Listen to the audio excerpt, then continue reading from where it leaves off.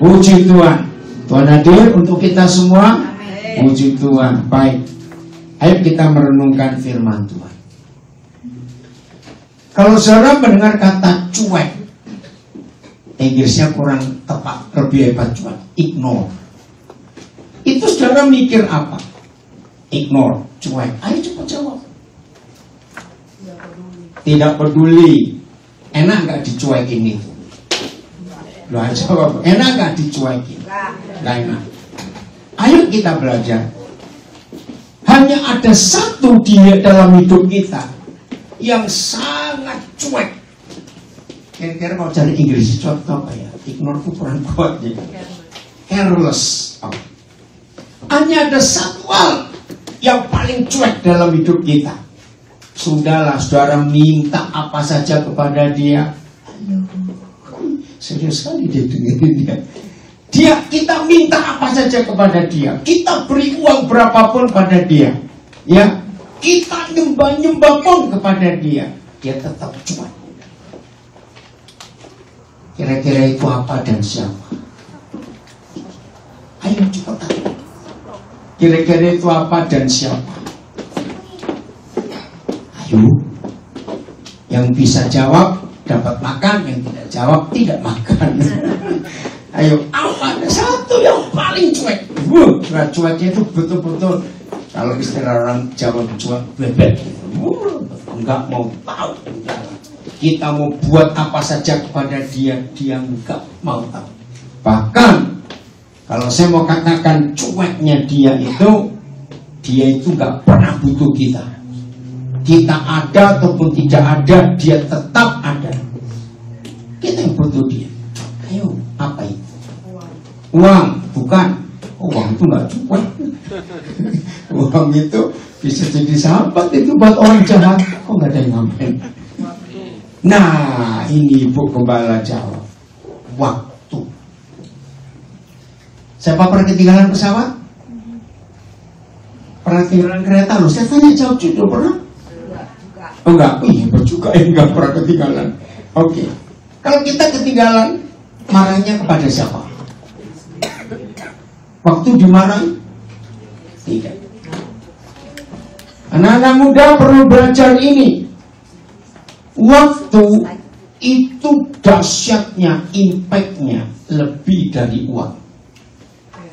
Betul tidak? Uang bisa hilang, berapa juta dolar pun bisa dicari lagi nggak? Bisa. Tapi waktu yang hilang bisa dicari? Tidak bisa. Saudara, waktu ini hal yang sangat cuek, careless, nggak peduli dia dengan kita. Setuju? Kita mau nangis-nangis kepada dia untuk minta balik, bisa? Kita bayar dia dengan berapa juta dolar, bisa mau balik dia? Tidak. Ini hari terakhir buat kita tahun ini. Berapa jam lagi? Jam berapa ini ya? Oh ya, sini jam 7, 19 kurang 15. Jadi masih ada 4 jam 45 menit lagi. Kita yang di sini masuk tahun yang baru. Nah, kira-kira kalau ada di antara kita yang di sini sekarang punya hutang di tahun ini, bukan hutang uang ya, tapi hutang target. Nanti, saudara, bisa nggak kita menyelesaikannya dalam waktu 4 jam 45 menit ini? Jawab, bisa nggak kita menyelesaikan target kita di 2024 yang kita belum selesaikan? Nggak bisa. Tapi pertolongan Roh Kudus akan memampukan kita kalau kita serius. Karena kalau target kita yang dari Tuhan tahun ini kita nggak selesaikan, 4 jam 45 menit lagi, percaya nggak Papa di surga akan beri target yang baru buat kita? Betul tidak? Maka itu perlu sekali kita tahu untuk bisa menyelesaikan waktu. Dalam kitab Efesus dinyatakan hari-hari ini adalah waktu yang jahat. Ayo kita gunakan waktu ini sebaik mungkin. Jangan kita gunakan untuk kepentingan kepentingan kita sendiri, tapi kita gunakan untuk kepentingan Tuhan dan kepentingan orang lain. Kita lihat begini secara jujur, saudara, secara jujur. 24 jam yang tersedia buat kita, itu paling tidak kita harus bagi dalam 3 hal. Ya, saya tidak tahu siapa yang mau milih, yang milih mana. Saya akan sebutkan 3 hal ini. Jelas yang pertama untuk diri sendiri. Perlu nggak waktu untuk diri sendiri?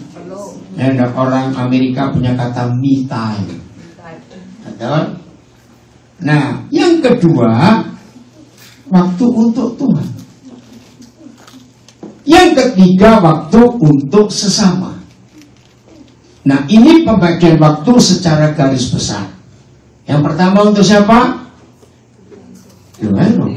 Untuk diri sendiri.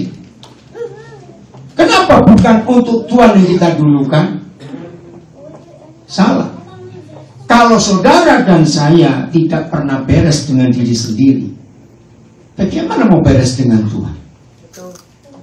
Betul tidak? Maka itu perintah kasihlah sesamamu seperti dirimu sendiri. Artinya bereskan hidup ini dulu, baru untuk Tuhan. Kalau kita beres dengan diri sendiri, otomatis kita beres dengan Tuhan, dan otomatis pun kita akan berguna untuk orang lain. Betul? Ini saya beri ilustrasi saja.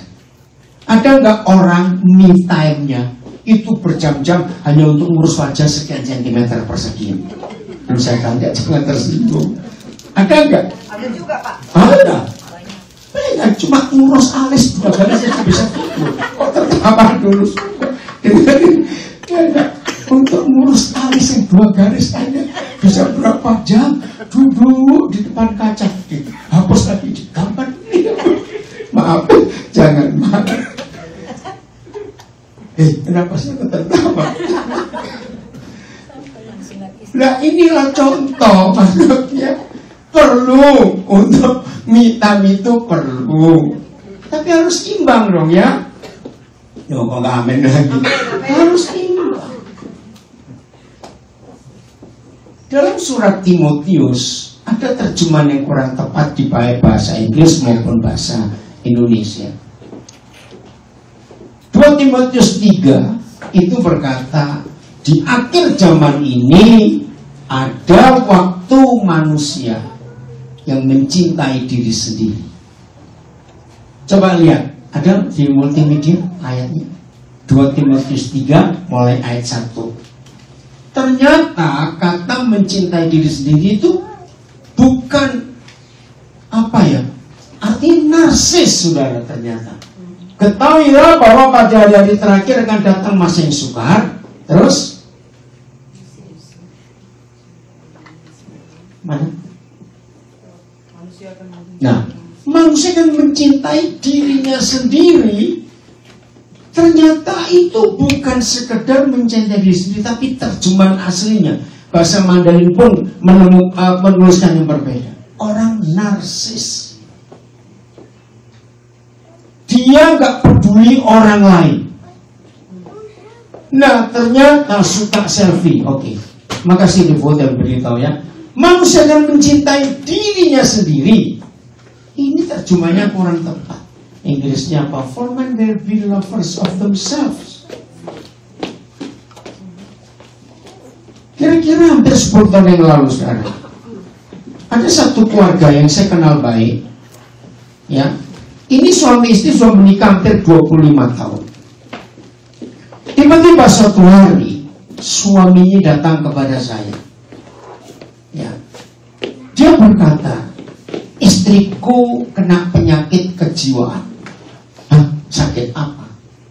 Dia nggak peduli dengan keluarga, nggak peduli ngurus rumah, nggak peduli suami, nggak peduli anak-anak, nggak peduli apa-apa. Dia hanya untuk dirinya sendiri. Nah, dia bacakan ayat ini. Saya lupa dalam bahasa aslinya. Saya baru tahu ada penyakit ini. Ternyata ini pekerjaan setan di akhir zaman. ada terjemahan lain, coba dicarinya. Ini ngeri sekali penyakit ini, saudara.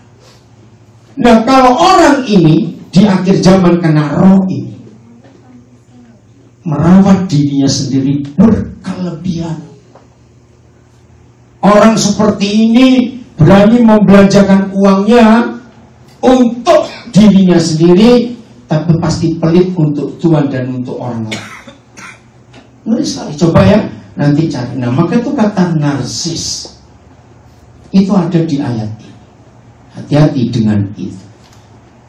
Nah, hubungannya pasti akan cinta uang, lovers of money, dan menjadi hamba uang. Itu pasti.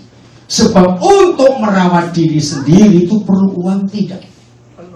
Nah, kalau sudah begitu, mereka membual, menyombongkan dirinya sendiri, boasters, proud.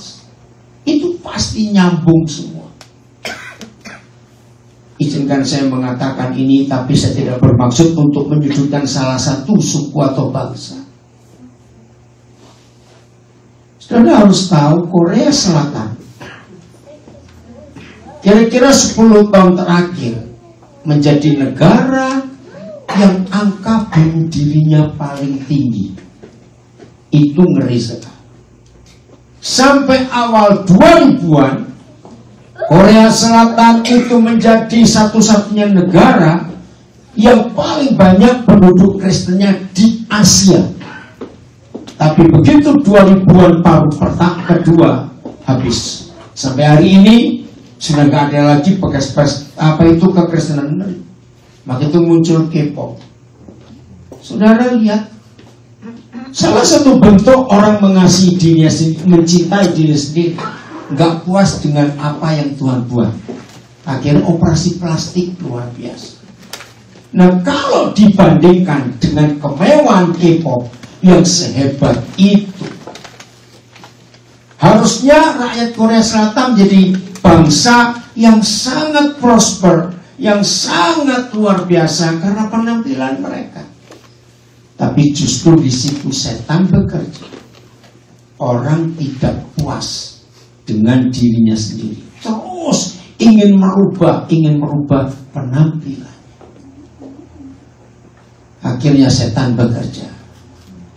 Begitu nggak puas, nggak tercapai diinginkan, bunuh diri. Nah, itu tercatat. Maka itu Paulus adalah satu-satunya orang di dunia ini yang memberitahu dengan tulisannya bahwa salah satu kengerian akhir zaman bukan cuma antikris bekerja, setan bekerja, tapi roh mencintai diri sendiri, narsis ini menghantui banyak orang. Dan sudah banyak pernikahan hancur karena entah si suami, entah si istri dibuat oleh setan tidak puas dengan tubuhnya, nggak puas dengan wajahnya. Mengerikan sekali. Maaf ya, saya ngomong ini jangan ada yang tersinggung atau yang marah. Karena kalau saya ngomong ini jangan sampai ada orang sakit hati. Saya cuma tanya, ya jangan marah. Sebetulnya yang awet itu orang jelek atau orang cantik? Saya tanya kok, siapa jawab? Orang jelek. Nah itu dia. Orang jelek itu awet loh saudara. Enggak diapa-apain ya begitu. Betul? Ngerti? Betul. Tapi kalau cantik, wah itu mempertahankan. Maka itu syukuri kalau Tuhan memberikan saudara dengan wajah yang cantik dan cakep. Karena orang-orang berkata, tapi hati-hati. Jangan izinkan roh takut tua menghantui saudara. Setuju saya bilang ini? Kalau orang itu begitu merasa aku ini cakep, aku ini cantik, dan tidak mensyukuri apa yang Tuhan buat, setan bisa datang dengan memberikan dia pesan. Hati-hati loh kamu Tuhan, hati-hati, ingat umurmu, hati-hati. Saudara, jangan beri kesempatan setan. Setuju saya ngomong ini? Setuju. Menjadi tua itu otomatis. Karena gak ada yang kekal dalam hidup ini. Maka itu hati-hati dan roh akhir zaman ini. Saya kembali lagi. 3 waktu. Ayo kita bahas lagi. Waktu yang pertama untuk diri sendiri. Nggak apa-apa kita merawat diri sendiri. Dua untuk Tuhan. Baru yang ketiga untuk. Nah, ini harus seimbang. Saya ulangi, harus seimbang. Tahu nggak apa yang terjadi kalau ada orang terlalu untuk Tuhan lebih banyak waktunya, terus nggak ngurus diri sendiri?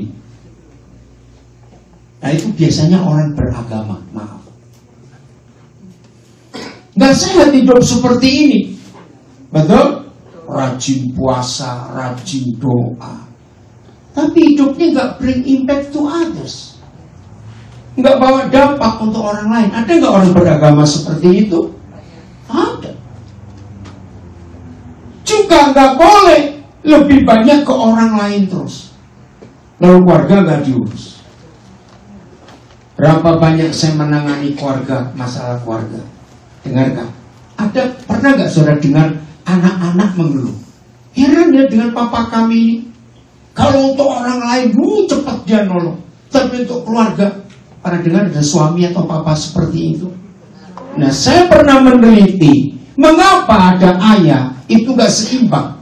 Pokoknya untuk teman, untuk orang lain duluan. Ada dua penyebab, tolong catat. Satu, biasanya orang-orang seperti ini besarnya di panti asuhan. Karena sejak dia bertumbuh, apa-apa bukan keluarga yang menolong dia, tapi teman-teman. Sehingga sampai dia menikah pun, buat dia keluarga itu bukan apa-apa, karena aku dibuang. Maka itu orang seperti ini lebih setia kawan daripada keluarga. Atau yang kedua, ini karena kesombongan. Orang ini ingin cari pujian. Ya, orang yang lebih banyak charity, memberi, terus namanya ditulis gitu, wah ini bisa jadi sombong. Ngerti nggak? Nah, maka itu sekarang 3 waktu ini harus seimbang. Tak bisa dikatakan amin. Urus diri sendiri baik-baik supaya tetap sehat.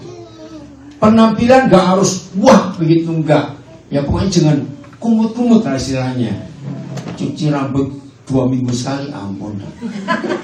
Maaf, ya. Terus enggak ngerawat hidupnya. Aduh, jangan sampai seperti itu. Perlu. Lalu hubungan dengan Tuhan juga baik, amin. Lalu hubungan dengan sesama juga baik. Nah, masuk tahun yang baru, bagi 3 waktu ini 24 jam dalam hidup kita, bagi sebaik-baiknya. Kalau kita seimbang dalam hal ini, sungguh luar biasa. Tahun yang baru ini kita betul-betul akan menyenangkan dan memuliakan Tuhan. Lalu efeknya akan ke banyak orang. Yang kita harus lakukan itu baik-baik. Siap ya untuk begitu? Nah, waktu. Jadi 3 hal ini semuanya perlu waktu. Tanpa waktu kita nggak bisa mengerjakan apa-apa. Begitu minta hikmat dari Roh Kudus supaya Dia memampukan kita untuk menjadi orang yang berkenan kepada Tuhan. Katakan amin. Kalau Roh Kudus mengurapi kita, Roh Kudus menolong kita, Roh Kudus memampukan kita, membagikan 3 waktu hidup ini akan luar biasa.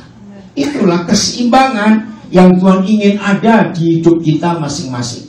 Maka percayalah kalau saudara dan saya bisa melakukan keseimbangan ini, maka tahun yang baru ini hidup kita akan balance, nggak akan ada berat sebelah. Dan sungguh Tuhan akan dipermuliakan untuk itu. Jaga baik-baik. Nah, Yohanes 7 ayat 23. Ini kuncinya supaya kita mengalami hal yang tepat. Yohanes 7 ayat 23. Terima kasih Bapak, Engkau berikan waktu buat kami untuk menikmati ini. Yohanes 7 ayat 23.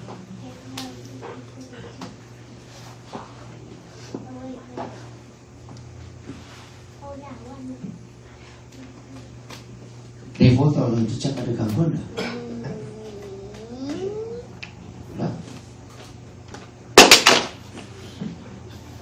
Ada masalah? Yohanes 7:23. Nanti baca sendiri ya, 2 Timotius 3 ya, sampai ayat 5. Mengerikan sekali akhir zaman ini sekarang.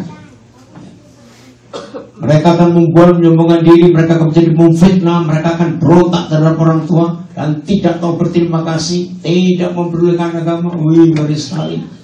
Oke, ini kata Tuhan Yesus.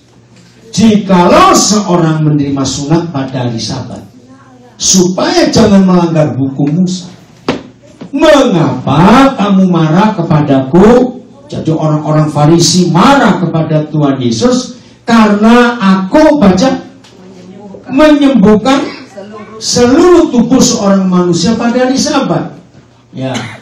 Are you angry with me because I made a man completely well on the Sabbath? Nah, saudara, inilah kunci satu-satunya waktu yang paling hebat di hidup semua manusia. Sabat. Sayang, orang beragama, orang Yahudi khususnya, saudara, kalau saudara kerja, saudara punya teman sekolah orang Jewish yang sungguh-sungguh ortodoks, ya, jangan ganggu Sabat. Sabat itu dimulai Jumat sore waktu matahari terbenam sampai Sabtu sore matahari terbenam, itu satu hari.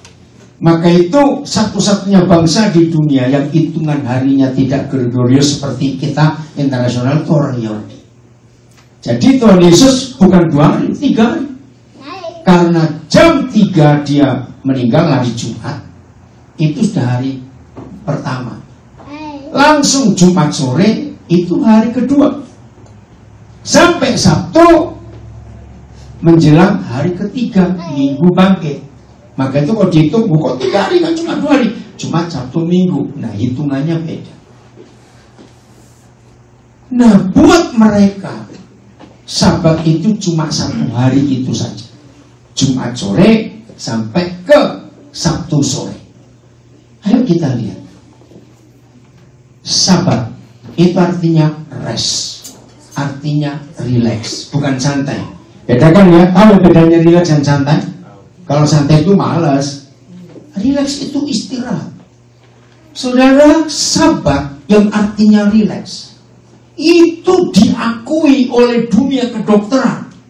Itu membuat otot-otot manusia relax. Saudara tahu nggak kalau otot tegang? Terganggu nggak fisik ini? Terganggu. Relax itu otot-otot kita relax. Lalu jiwa kita, our soul, itu mulai dari pikiran kita. Nah, dari semua hal di hidup kita, yang paling berbahaya adalah pikiran yang gak pernah rest, gak pernah relax. Saudara bisa bayangkan orang yang pikirannya gak pernah rest, gak pernah relax, gak pernah istirahat. Sebutkan, yang pertama muncul apa di hidup orang itu? Enggak, sakit kepala. Sebelum saya sakit kepala dulu. Hati-hati. Orang yang sering sakit kepala itu bukan penyakit, tapi pikirannya nggak masuk Sabat. Lalu dihantam painkiller, Decolgen, Panadol, Tylenol, apalagi ya yang gin-gin itu, Antalgin semuanya. Saudara, pikirannya rileks, tapi ginjalnya hancur. Betul tidak? Maka itu hati-hati. Maaf, secara medis otak kita itu perlu oksigen. Perhatikan baik-baik. Nah, oksigen yang paling bagus itu bukan dari udara, tapi dari air, H2O. Ya, sebersih-bersihnya udara Amerika kalau dibandingkan Indonesia jauh lebih bersih Amerika. Tetap otak kita kurang kalau hanya dapat O2 dari udara. Harus minum air. Nah, saya beritahu, maaf. Saudara lihat, antara laki dan perempuan, itu kebanyakan perempuan yang kena gagal ginjal, kidney failure. Kenapa? Maaf, saya tanya. Biasanya laki atau perempuan yang takut minum? Lu jawab dong. Biasanya laki atau perempuan yang takut minum? Perempuan. Nah, Maka itu satu kali ada orang tanya kepada hamba Tuhan, ya, di Surabaya, hamba Tuhan ini Pengki Andung namanya. Apa sebetulnya, apa perbedaan laki dan perempuan yang paling gampang? Wah, yang jawab macam-macam. Ternyata hamba Tuhan jawab salah semua. Bedanya laki dan perempuan itu cuma satu. Laki bisa kencing di mana-mana, perempuan. Betul juga dia ngomong begitu. Nah, karena perempuan itu takut minum, maka sering sakit kepala. Dikit-dikit pusing, dikit-dikit pusing. Sekarang saya marah kalau ada perempuan-perempuan di tasnya, kecuali lipstik dan lain-lain, terus ada Panadol, obat sakit kepala. Itu jahat. Itu racun yang merusak fisik saudara. Memang begitu sakit kepala sedikit langsung makan painkiller sembuh. Tapi saudara tahu dua efek jeleknya, saudara jadi ketagihan dan kecanduan. Yang kedua, rusak fisik, khususnya ginjal. Sakit kepala itu penyebab terbesar karena kurang oksigen. Maka itu kalau saudara sakit kepala, jangan sekali-kali makan painkiller. Ada banyak orang yang kenal saya cukup heran. Saya itu gak pernah kemana-mana bawa obat. Dan istri saya jadi saksi. Saya juga heran. Sampai hari ini, umur saya hampir 70, saya tuh bingung. Kenapa ya? Kok saya tuh gak pernah rasa sakit kepala, pusing tuh gak pernah sama sekali. Heran. Begitu ada orang pusing sakit kepala, saya tuh coba ketok-ketok kepala saya. Sampai seperti apa sih sakit itu? Kok gak pernah tahu? Benar. Itu anugerah Tuhan yang luar biasa. Karena saya jaga ayat ini, saya pegang. Ternyata untuk sembuh secara seluruh tubuh cukup masuk sabar, rest, relax, jangan tegang. Apa-apa dianggap santai dan enteng. Betul? Apa-apa buat percaya, Tuhan pasti akan menolong. Nah, itu hikmatnya. Nah, kalau kita, maaf, yang sering sakit kepala, masuk tahun baru ini, ubah. Jangan pakai obat-obat apa saja. Selalu sediakan air jernih, bukan air putih loh ya. Air putih itu susu. Air jernih sediakan. Begitu rasa pusing, langsung minum. Soalnya kalau kita hitung, tubuh kita itu perlu air minimal 2 liter sehari. Kalau bilang 2 liter banyak betul. Nggak usah, 8 gelas. Karena satu gelas kan 250 cc. Nah, dibagi 24. Berapa jam sekali minum? Enggak banyak. Ayo. Berapa? Iya, enggak berapa menit sekali. 24 jam 8. Kan 8 gelas itu 2 liter. Enggak banyak. Begitu jangan ngomong liter, cukup banyak 2 liter. Bilang aja 8 gelas. Itu cukup. Kecuali kalau haus benar dan panas. Oh, Juli yang lalu saya di Las Vegas, ampun dan panas sampai 40 lebih. Nah, itu perlu tambahan air. Jadi percaya ya, kalau saudara pusing jangan makan obat, minum air. Kalau perlu tidur terlentang, ya. Setelah minum itu terlentang dan jangan pakai bantal. Kalau perlu kepala ada di ujung tempat tidur biar gantung sedikit. Itu menolong sekali. Dan percayalah ginjal saudara gak akan rusak. Ngeri loh saudara kalau kena ginjal. Ginjal itu karburator. Kalau rusak, aduh saya tidak bisa bayangkan. Tolong dijaga apa yang Tuhan percayakan kepada kita. Nah, semua ini kan perlu waktu. Betul tidak? Apa-apa itu perlu waktu. Nah, kalau Tuhan berkata bahwa Dia menyembuhkan seluruh tubuh kita itu pada hari Sabat, itu bukan Sabtu. Ya, maaf, yang masih percaya Advent, Sabtu itu hari Sabat. Saya cuma tanya. Nah, kalau orang itu sakitnya hari Minggu, ngerti maksudnya? Kapan harus sembuh? Loh, kalau ini Sabtu, hari Sabat itu Sabtu, sakitnya Minggu, sembuhnya kapan? Sabtu. Di Sabtu. Kamis bisa mati dia. Nggak sempat nunggu Sabtu. Ngerti nggak maksudnya? Maka itu salah. Jadi Sabat itu bukan hari Sabtu saja. Oke, karena waktunya nggak bisa lebih panjang. Kalau saudara baca Kejadian pasal 2, kapan kata Sabat pertama kali diucapkan oleh Yahweh Tuhan itu di Kejadian 1 dan Kejadian 2. Kapan Sabat dimulai? Begini kata Tuhan, setelah Yahweh Tuhan menyelesaikan semua pekerjaannya, memenuhi bumi dengan ciptaan hal baru, maka dia rest, Sabat. Jadi Sabat itu bukan hari tertentu, tapi Sabat itu sebuah kondisi kalau sudah selesai bekerja. Nah, kita cari di Alkitab. Kapan Tuhan Yesus pernah berkata, "It is finished," sudah selesai? Ayo kapan? Waktu di Yerusalem. Nah, kita akan memperingati perjamuan hari ini.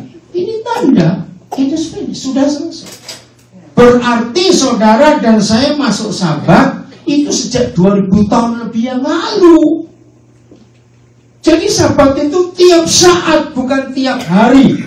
Kalau tiap hari tergantung jamnya. Tapi kalau tiap saat, apa artinya tiap saat Sabat itu? Artinya apa tiap saat? Bukan dengan seluruh waktu kita masuk Sabat istirahat. Itu anugerah Tuhan yang luar biasa dalam hidup kita. Amin. Percayalah, itulah kuasa Tuhan yang sangat hebat dalam hidup ini. Maka kita bisa rileks. Enak sekali kalau Sabat itu. Jadi kalau saudara punya waktu 9 jam untuk tidur, tapi pikiranmu terganggu karena target, karena deadline, karena kredit, maka 9 jam itu gak ada gunanya. Betul? Di tempat tidur tapi pikirannya gak tidur, kelepek, goyang tidak, malah capek enggak? Lo jawab dong, malah capek enggak? Malah capek. Maka itu Sabat itu yang paling penting di pikiran kita. Bisa rileks, enak sekali. Percaya apa-apa Tuhan sanggup untuk menyelesaikan. Nah, seringkali gangguan waktu kita karena masalah hari ini belum selesai. Besok ada masalah lagi. Coba renungkan ini. Kalau masalah hari ini belum selesai dan waktunya saudara tidur, begitu ini cara saya diajar Roh Kudus tahun 70-an yang lalu. Jadi saya tahu hari ini belum selesai. Ada banyak hal yang belum selesai. Tapi saya harus tidur. Percaya nggak? Orang yang tidur dengan masalah itu malah stres. Orang yang malam ini nggak bisa tidur, besok paginya pasti apa? Bukan, marah-marah kok capek. Betul nggak? Orang yang malam ini tidurnya nggak pulas, pagi bangun itu pasti marah-marah. Orang nggak salah, nggak kenal dimarahi juga. Akhirnya efeknya jadi besar. Nah, jadi kalau hari ini, malam nanti ini belum selesai masalah saudara, masuk kamar, terus melongok, tau kata melongok, kepala kita keluar, terus ngomong, masalah, kamu tunggu di depan pintu sini. Besok aku ketemu kamu lagi. Jangan ikut masuk. Saya harus ngomong begitu, saudara. Dalam nama Yesus, aku mau tidur dalam hadirat Tuhan. Bukan nanti dulu ya, beda. Ya, aku mau tidur dalam hadirat Tuhan. Percaya saudara, tidur akan nyenyak sekali.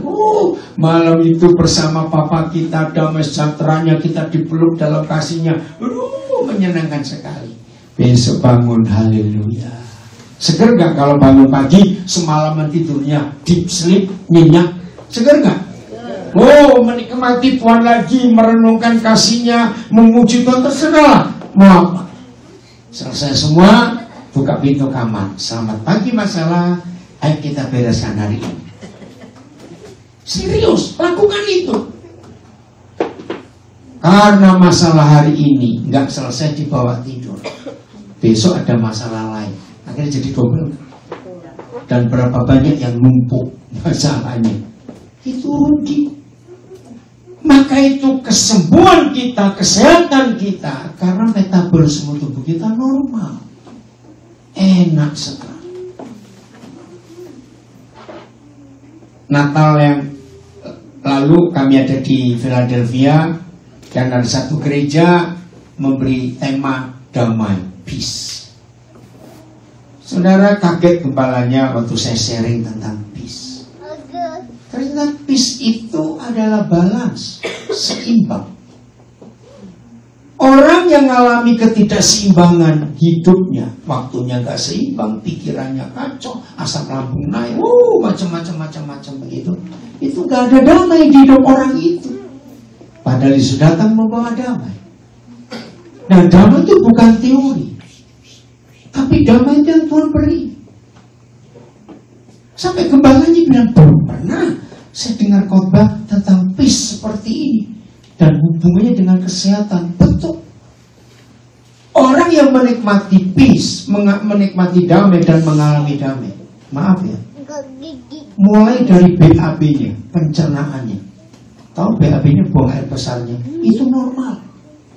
Nggak ada gangguan. Serius. Semua rasa tenang itu balance, itu damai. Wah, orang seperti itu pasti sehat. Serius.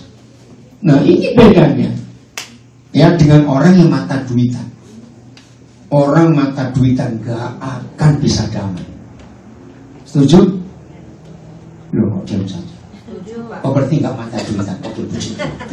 Saya ulangi. Orang yang mata duitan gak pernah hidup damai. Dan orang mata duitan itu kalau mau tahu tensi darahnya nggak usah pakai alat, cek saldonya saja. Pasti saldo tinggi, tekanan darah normal. Saldo kurang, tekanan darah pasti naik. Percaya? Itu orang mata duitan. Nah, tapi kalau udah peace, aduh, hidup ini luar biasa. Ini yang Tuhan sediakan buat kita. Maka itu Tuhan Yesus berkata, damai sejahtera-Ku kutinggalkan kepadamu, dan yang kuberikan kepadamu tidak seperti yang dunia berikan. Wah, itu luar biasa. Amin. Kok kayak gak ada damai jadi sini orangnya. Wajahnya tegang semua. Menunggu kembang api. Nikmati damai itu karena Tuhan yang berikan. Nah, kalau ada damai, sahabat itu terjadi. Amin. Sahabat terjadi. Udahlah saudara, yang untuk besok biar besok, karena hari ini belum selesai.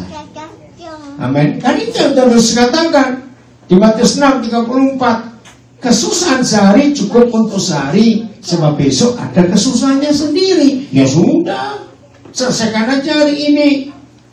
Nah, yang sering kali diganggu dan terganggu dengan masalah, dengarkan.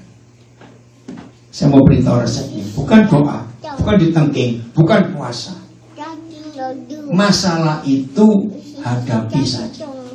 Sebab mereka teman lama kita. Oh, amin. Amin.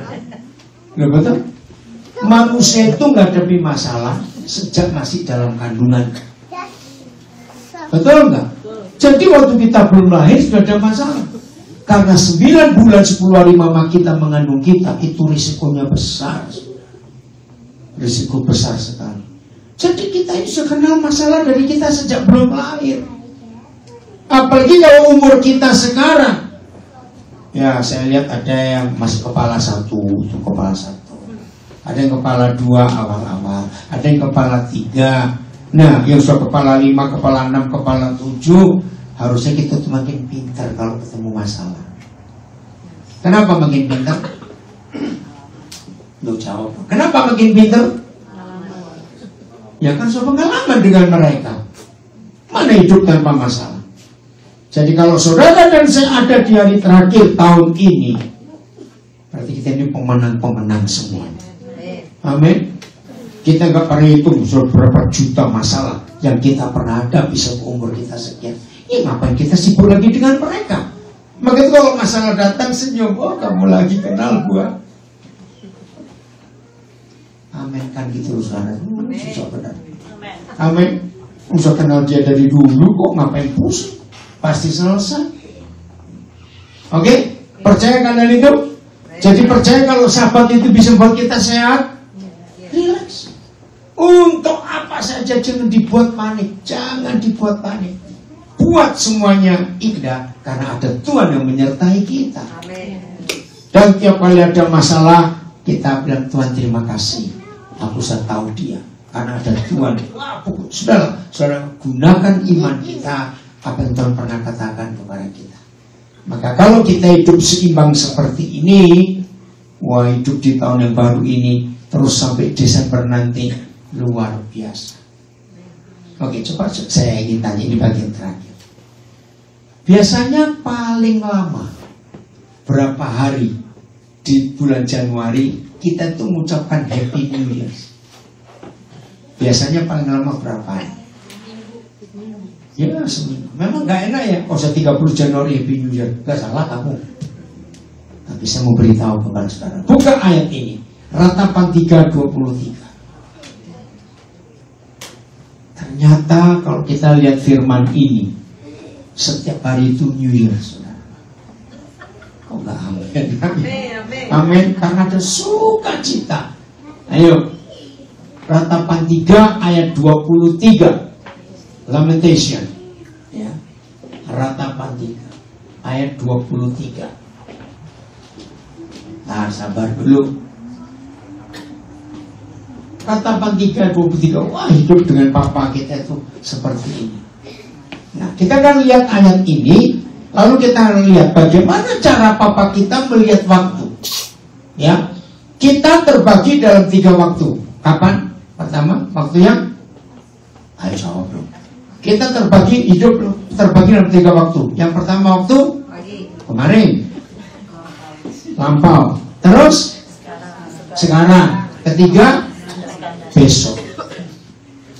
Nah, saudara, saya tanya, apa yang membedakan 3 waktu ini? Ayo cepat jawab, harus bisa. Apa yang membedakan 3 waktu ini? Karena kalau nggak ada yang ini, waktu itu sama semuanya. Nah, papa kita seperti itu. Cepat. Apa yang membedakan? Kenapa dari kemarin? Kenapa ada kemarin? Kenapa ada hari ini? Kenapa ada esok? Yang membedakan apa? Siapa ini yang buat perbedaan?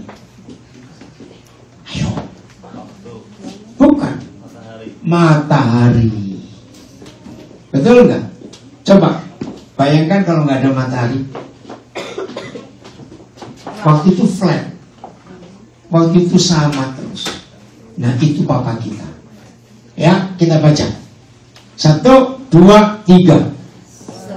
Ayo bareng, ulangi. 1, 2, 3.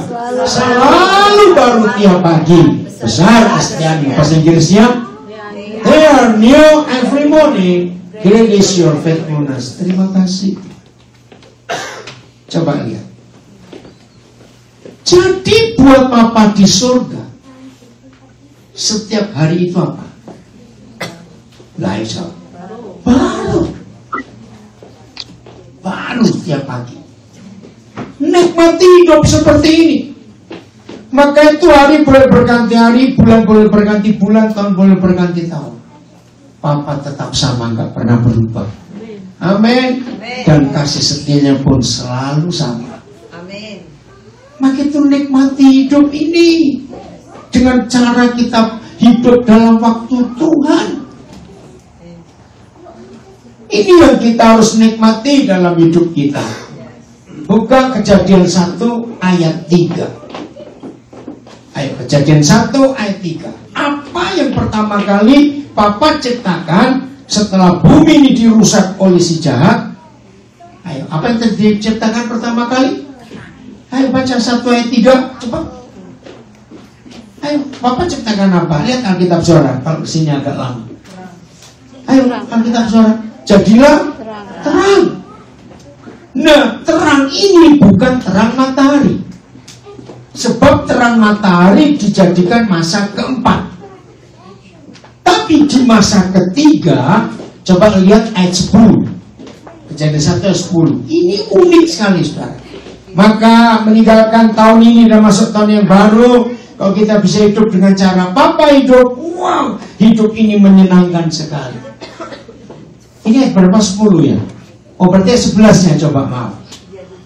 ayat 11. Setelah Tuhan pisahkan air, berfirmanlah Tuhan, hendaklah tanah menumbuhkan tunas-tunas muda, tumbuh-tumbuhan yang berbiji, segala jenis pohon-buahan yang menghasilkan buah yang berbiji, supaya ada tumbuh-tumbuhan di bumi. Yang belajar biologi, pohon itu bisa memasak klorofilnya, yang namanya fotosintesa. Masih ingat waktu belajar? Mudah-mudahan ilmunya nggak kembali ke guru itu saudara lagi, terus lupa sekarang. Nah, betul kan enggak? Perlu matahari nggak hijau daun itu? Perlu. Tapi ini yang luar biasa. Waktu Yahweh Tuhan menumbuhkan tunas-tunas muda, let the earth bring forth grass, the herbs, herbs ada, ya, obat-obatan that yield seed, and the fruit tree that yield fruit according to its kind. Saudara, ayat ini diakui oleh medis. Di bumi ini perlu sayur-sayuran, perlu herbs, grass itu sayur-sayurannya, dan buah. Ini makanan manusia sejak awal. Kapan manusia diizinkan makan daging? Itu setelah air bah zaman Nuh. Di Kejadian pasal 7, manusia baru boleh makan daging. Sebelumnya semuanya vegetarian. Kita tidak memerlukan protein hewani, sebab di atas sana masih ada lapisan air yang membuat ultraviolet sinar matahari itu nggak masuk ke bumi. Ini hebat secara ilmu pengetahuan bisa dibuktikan. Nah, kalau saudara baca, matahari baru ada di ayat yang ke-14. Ini nggak ada matahari, lalu terang dari mana? Ya, terangnya Tuhan sendiri. Kiranya Roh Kudus menolong kita untuk mengerti. Jadi saudara dan saya, anak-anak Bapa di surga, punya dua macam terang. Yang pertama, Yesus sendiri terang dunia. Amin. Yang kedua, kita perlu sinar matahari. Jadi walaupun sekarang ini malam, di sini kami malam, ya, di bagian Asia sana sudah siang, percayalah bahwa kita tetap ada terang dari surga, yaitu Tuhan Yesus. Amin. Nah, ini cara kita melihat perbedaan waktu kita dengan waktu Tuhan. Mudah-mudahan Roh Kudus bisa menolong saudara, ya, karena waktu saya terbatas. Hebat sekali kalau kita bisa hidup dengan cara Tuhan ini, saudara. Maka kita akan menikmati kasih-Nya yang luar biasa. Maaf, saya cuma memberitahu. Maka itu saudara, saya itu tidak pernah mengalami jet lag. Itu anugerah Tuhan yang luar biasa. Karena menikmati. Buat orang yang takut akan Tuhan, kita percaya waktu itu nggak ada bedanya, tempat tidak ada bedanya. Karena di mana Tuhan hadir, itulah surga. Amin. Jadi bukan waktu, bukan tempat, bukan musim, bukan apa-apa. Ayo kita hidup dalam kebenaran ini. Jadi siapa yang paling cuek? Saya lupa. Waktu. Dia mau ngapain, kita mau ngapain, dia nggak pusing dengan kita. Maka itu waktu itu adalah Tuhan sendiri. Hormati Dia. Takutlah akan Tuhan sebagaimana kita takut akan waktu. Takutlah akan waktu sebagaimana kita takut akan Tuhan. Sama. Ingat, waktu gak bisa kembali lagi. Ayo mulai hari ini kita berubah. Selamat meninggalkan tahun yang lama dan kita masuk tahun yang baru. Tuhan Yesus memberkati kita semuanya. Hidup dalam kebenaran ini. Terima kasih.